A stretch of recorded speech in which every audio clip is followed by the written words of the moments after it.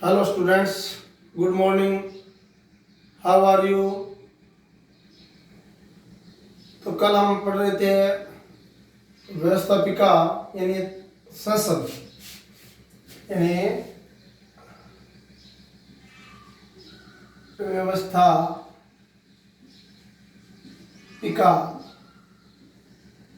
केंद्र की व्यवस्थापिका यानी संघीय व्यवस्थापिका जो दो सदन लोकसभा प्लस राज्यसभा से मिलकर बनती है और उसको हम किस नाम से जानते हैं? संसदीय नाम से। तो ये जो संसद है उसके दोनों सदन लोकसभा और राज्यसभा दोनों का सर्वप्रथम हमने गठन किया, गठन यानी निर्माण कि ये कैसे बनती है।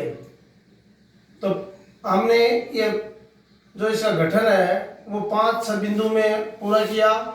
फिर राज्यसभा का हमने 4 बिंदुओं के अंतर्गत गठन किया। फिर हमने लास्ट हमारा कल का जो बिंदु था वो था संसद की शक्तियां। तो संसद की जो हमने शक्तियां पढ़ी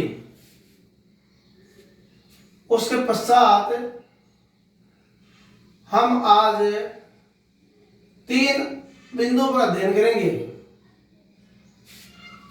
वे शक्तियां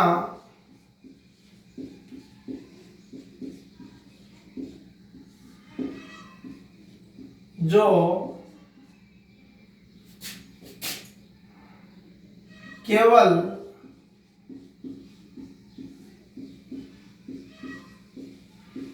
लोकसभा को ही प्राप्त है।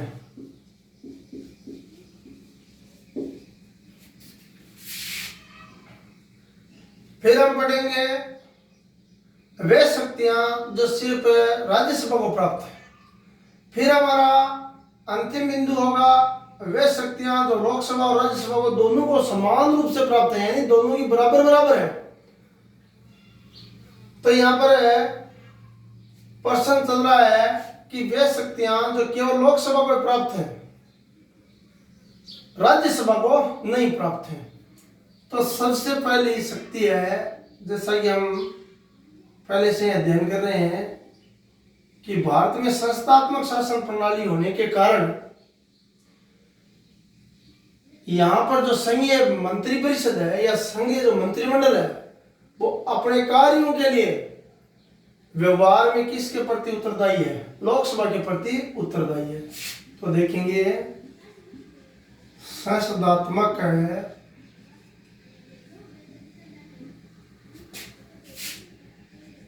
शासन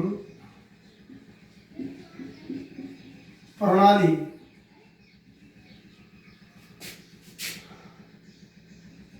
होने के कारण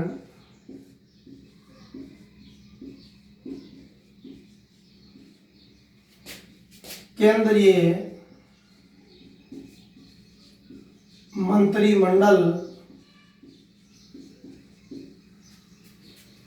अपने कार्यों के लिए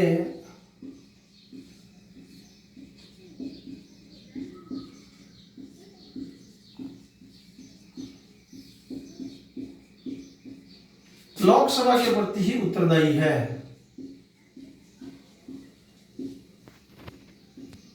लोकसभा के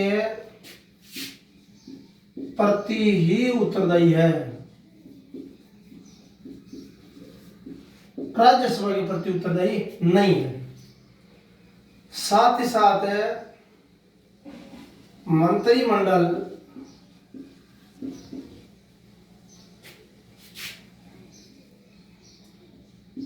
लोकसभा के विश्वास पर्यंत ही अपने पद पर बना रह सकता है। सोचना समझना, कल हमने इसके बारे में काफी चर्चाएं की कि लोकसभा में जब तक मंत्रिमंडल को या मंत्री परिषद को या सरकार को विश्वास प्राप्त है, विश्वास का मतलब है बहुमत, तब तक ही वो अपने पद पर बड़ा रह सकता है। तो दो बातें इस बिंदु में आई है। एक तो संस्थात्मक, भारतीय संविधान में संस्थात्मक शासन प्रणाली होने के कारण केंद्रीय जो मंत्रिमंडल है वो अपने कार्यों के लिए लोकसभा के प्रति उत्तरदायी है। तो यह प्रश्न कई बड़ी परीक्षाओं में लगभग आता रहता है। पॉलिटिकल का जब भी कोई बिंदु बनता है तो यह आगे की परीक्षा है, प्रतियोगी परीक्षाओं में भी यह प्रश्न पूछा गया है। तो ये व्यवहार में यानी वास्तव में ये लोकसभा के प्रति उत्तरदायी है, जबकि कलम ने पढ़ा था कि यह संसद के प्रति उत्तरदायी है, कहने के लिए संसद के प्रति उत्तरदायी है, परंतु वास्तव में यह लोकसभा के प्रति उत्तरदायी है। अगर एक ही ऑप्शन में संसद, लोकसभा, राज्यसभा, राष्ट्रपति ऐसे 4 बिंदु आए तो सही उत्तर होगा लोकसभा। और अगर लोकसभा का बिंदु नहीं दिया हुआ है, संसद दिया है, प्रधानमंत्री दिया है, राष्ट्रपति दिया है या उपराष्ट्रपति दिया है, तो संसद उत्तर सही होगा। अब नंबर 2 बात वित्त विधेयक के मसले में।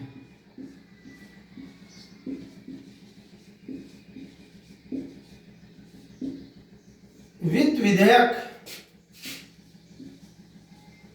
के संबंध में लोकसभा को अधिक शक्तियां प्राप्त हैं, समझने का प्रयास करना है। यह भारतीय संविधान का अनुच्छेद है 110, जिसमें वित्त विधेयक का वर्णन किया गया है। अब थोड़ा सा समझना है कि ये विधेयक क्या है। कानून निर्माण का कच्चा प्रारूप विधेयक कहलाता है। और जब विधेयक, कानून निर्माण का कच्चा प्रारूप विधेयक कहलाता है, और जब विधेयक संसद के दोनों सदनों में पारित हो जाता है और वो राष्ट्रपति की स्वीकृति के लिए जाता है, राष्ट्रपति की स्वीकृति मिलने के पश्चात कोई भी विधेयक है वो कानून बन जाता है। तो कानून और विधेयक में थोड़ा सा मसला है। तो वित्त विधेयक के संबंध में लोकसभा को विशेष शक्ति क्या प्राप्त है? पहली बात, वित्त विधेयक सर्वप्रथम किस सदन में प्रस्तुत किया जाता है? लोकसभा में। उसे राज्यसभा में प्रस्तुत नहीं किया जा सकता, लोकसभा में यह प्रस्तुत किया जाता है। प्रस्तुत करना है, नहीं रखना। फिर लोकसभा अगर वित्त विधेयक को पारित कर दे यानी पास कर दे तो वो कहां पहुंचता है? लोकसभा से राज्यसभा में।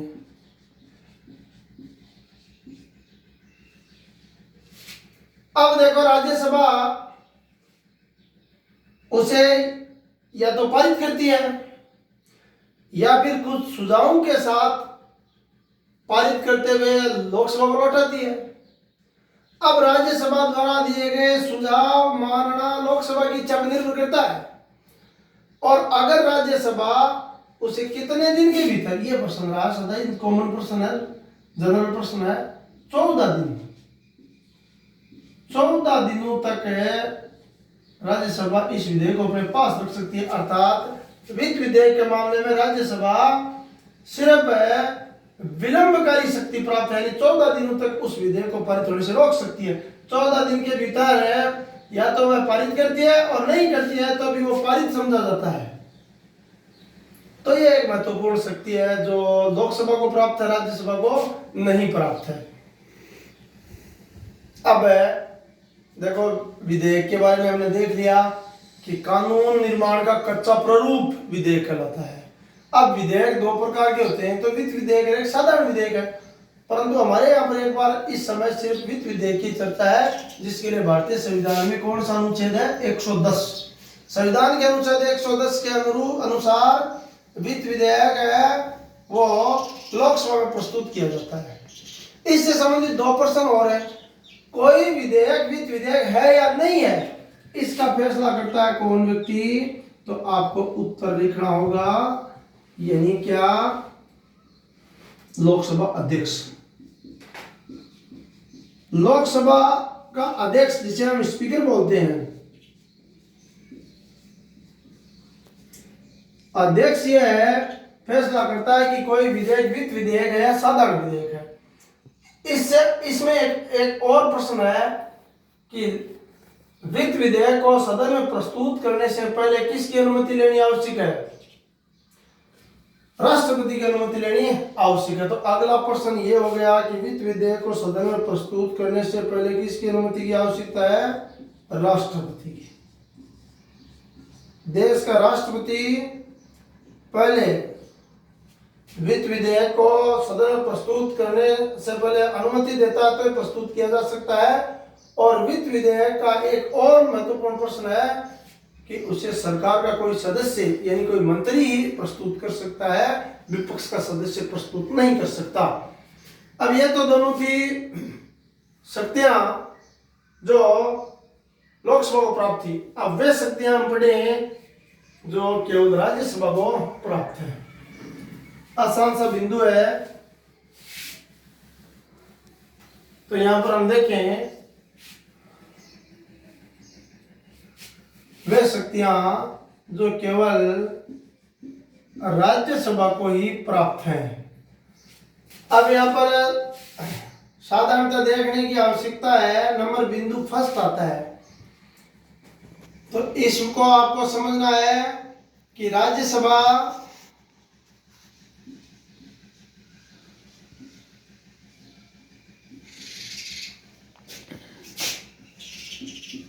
राज्य सूची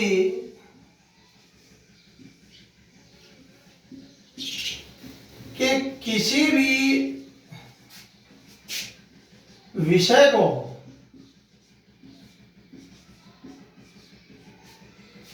राष्ट्रीय महत्व का घोषित कर सकती है।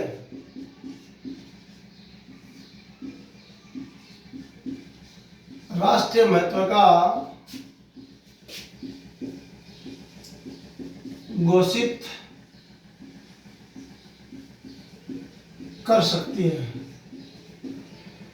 अर्थात उस पर कानून निर्माण का अधिकार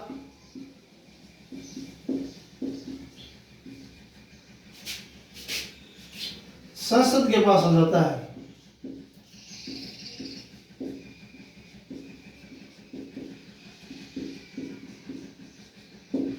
तो यहां पर आपको समझना है, यहां पर भी देखो संविधान का एक अनुच्छेद लगता है, आपको ये याद करनी आवश्यक है। राजनीति विज्ञान अनुच्छेदों का ही अनुच्छेदों पर ही बनी हुई है। अनुच्छेद आपके लिए राजनीति विज्ञान में जिस प्रकार अंग्रेजी विषय में आपकी अगर वोकैबुलरी अच्छे दर्जे की है तो कोई दिक्कत नहीं है, वैसे अनुच्छेदों को बहुत ज्यादा अच्छा समझना। 249 संविधान का अनुच्छेद 249 में प्रावधान है कि राज्यसभा किस सूची के विषय? राज्य सूची। अब आपको यह मैं बताना चाहूंगा, कल मैंने कानून निर्माण की 3 सूचियां आपको बताई। राज्य सूची वो सूची है जिस पर कानून निर्माण की शक्ति राज्य सरकार को है, परंतु अगर राज्यसभा चाहे तो राज्य सूची के किसी भी विषय को वो क्या घोषित कर सकती है? राष्ट्रीय महत्व घोषित कर सकती है। और अगर उसने राष्ट्रीय महत्व का घोषित कर दिया तो उस पर कानून निर्माण का अधिकार किसके पास आ जाता है? संसद के पास आ जाता है। तो अब यहाँ पर हम संसद की इस राज्यसभा की शक्ति नंबर 2 पढ़ते हैं। इसके लिए हम अनुच्छेद पहले लिख देते हैं, अनुच्छेद 312। तो ये कौन सा अनुच्छेद हो गया? 312। हर प्रश्न में आप अगर अनुच्छेद लिखोगे, भले आपकी किताब में अनुच्छेद छोटे स्तर पर नहीं है, कक्षा 10 में या कक्षा 12 की राजनीति विज्ञान में, परंतु अनुच्छेद लिखोगे तो प्रश्न आपका बेहतरीन लगेगा। संविधान के अनुच्छेद 312 के अनुसार राज्यसभा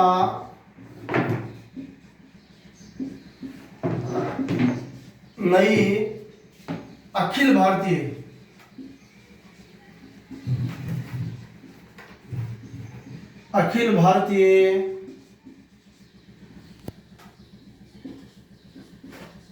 सेवाओं का सर्जन कर सकती है।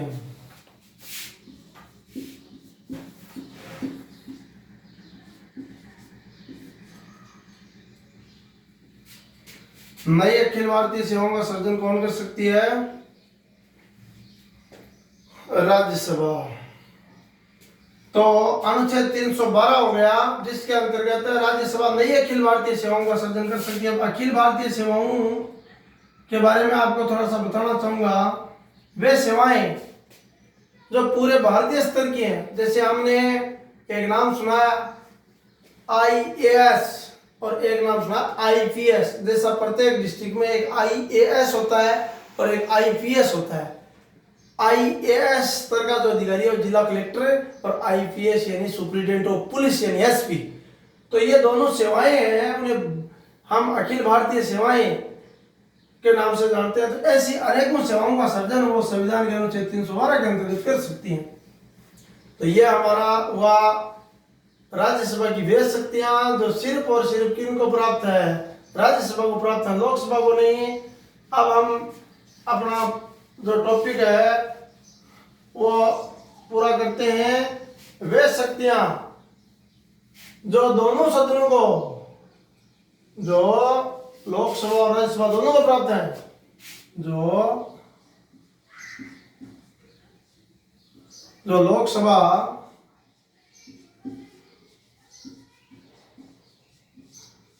व राज्यसभा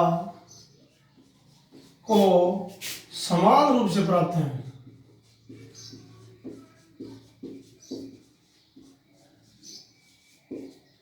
तो यहां आपको देखना है वे कौन सी शक्तियां हैं जो लोकसभा को भी प्राप्त है, राज्यसभा को भी प्राप्त है। जैसा कि कल आपने पढ़ा, नंबर 1 सबसे पहली बात है, हम लिखें संविधान के अनुच्छेद 54। संविधान का अनुच्छेद क्या है? 54। संविधान के अनुच्छेद 54 के अनुसार संसद के दोनों सदनों के सदस्य यानी लोकसभा और राज्यसभा के सदस्य राष्ट्रपति का क्या करते हैं? निर्वाचन करते हैं। तो अकेली लोकसभा के सदस्य नहीं करते, लोकसभा और राज्यसभा दोनों के सदस्य हैं वो संविधान के अनुच्छेद 54 के अनुसार संसद के सदस्य। अब संसद के सदस्यों में आपको याद रखना होगा, निर्वाचित सदस्य करेंगे, मनोनीत सदस्य नहीं करेंगे। सदस्य किसका चुनाव करेंगे? राष्ट्रपति का।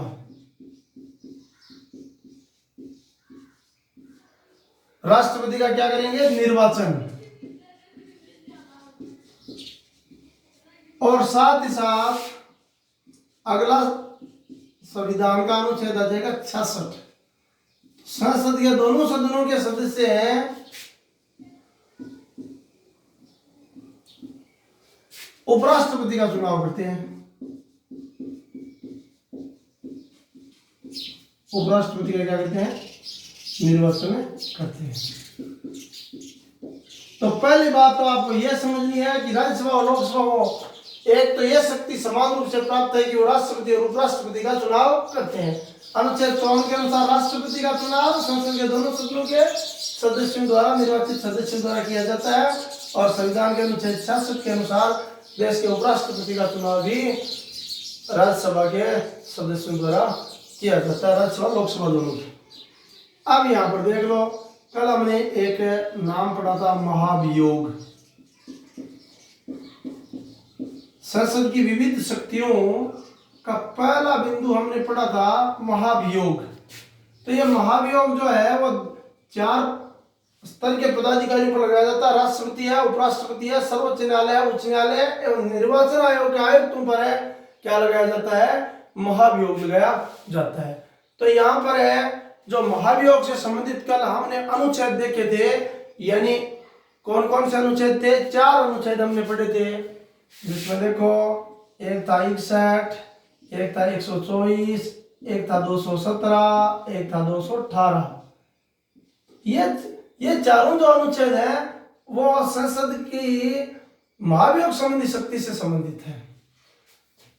तो राष्ट्रपति और उपराष्ट्रपति, फिर उसके बाद में हमने देखा सर्वोच्च न्यायालय और उच्च न्यायालय के न्यायाधीशों एवं निर्वाचन आयोग के आयुक्तों पर है जो महाभियोग की प्रक्रिया लगाई जाती है। और संसद के दोनों सदनों के 2/3 बहुमत से पारित होनी आवश्यक है। मान लेते हैं लोकसभा इनमें से किसी भी पदाधिकारी इनमें से का मतलब क्या है? देखो, महाभियोग सब पर नहीं लगता है। राष्ट्रपति, फिर क्या हो गया? उपराष्ट्रपति, और फिर हो गए न्यायाधीश, दोनों स्तर के, इन पर लगाया जाता है। तो अगर मान लेते हैं किसी न्यायाधीश पर लोकसभा ने महाभियोग का प्रस्ताव अपने 2/3 बहुमत से पारित कर दिया, तो वो दूसरे सदन यानी राज्यसभा में पहुंचा। राज्यसभा ने उसे अगर पारित नहीं किया तो वह पारित नहीं समझा जाएगा। अब इसमें एक थोड़ा सा प्रश्न और है। जैसा कि कल हमने देखा कि राज्यसभा का जो सभापति है वो कौन होता? उपराष्ट्रपति।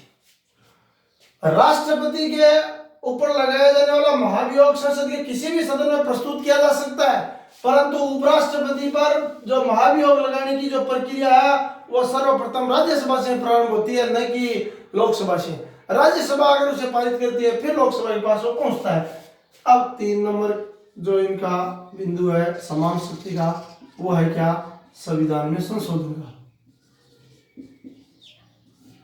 संविधान संशोधन, संविधान के संशोधन में ये संविधान का जो संशोधन है उसमें दोनों सदनों को बराबर शक्तियां प्राप्त है। संविधान संशोधन शब्द आते ही हर विद्यार्थी को अनुच्छेद याद रखना, संविधान का अनुच्छेद 368। अनुच्छेद 368 के अंतर्गत संविधान में संशोधन किया जाता है। अब संविधान में संशोधन के मामले में भी दोनों सदन बराबर शक्ति रखते हैं। लोकसभा ने अगर किसी भी संशोधन को पारित किया तो फिर वो राज्यसभा में पहुंचेगा, और राज्यसभा ने अगर उसे पारित कर दिया तो ही वो पारित माना जाएगा, नहीं तो वो नहीं माना जाएगा। तो संविधान संशोधन के मामले में दोनों सदनों की शक्तियां बराबर हैं। तो देखेंगे सबसे पहले राष्ट्रपति और उपराष्ट्रपति के चुनाव में दोनों सदनों को समान शक्तियां प्राप्त हैं। फिर यहाँ पर महाभियोग के मामले में दोनों सदनों को बराबर शक्तियां प्राप्त हैं। और फिर संविधान का जो संशोधन है उसमें भी दोनों सदनों को बराबर शक्तियां प्राप्त हैं। तो यह था हमारा सरकार का पहला अंग, कौन सा? व्यवस्थापिका, जो किन से मिलकर बनती है? लोकसभा प्लस राज्यसभा से। अब लोकसभा प्लस राज्यसभा बराबर संसद, और अभिनंग के रूप में हमने क्या पढ़ा है? राष्ट्रपति संसद का अभिनंग होता है।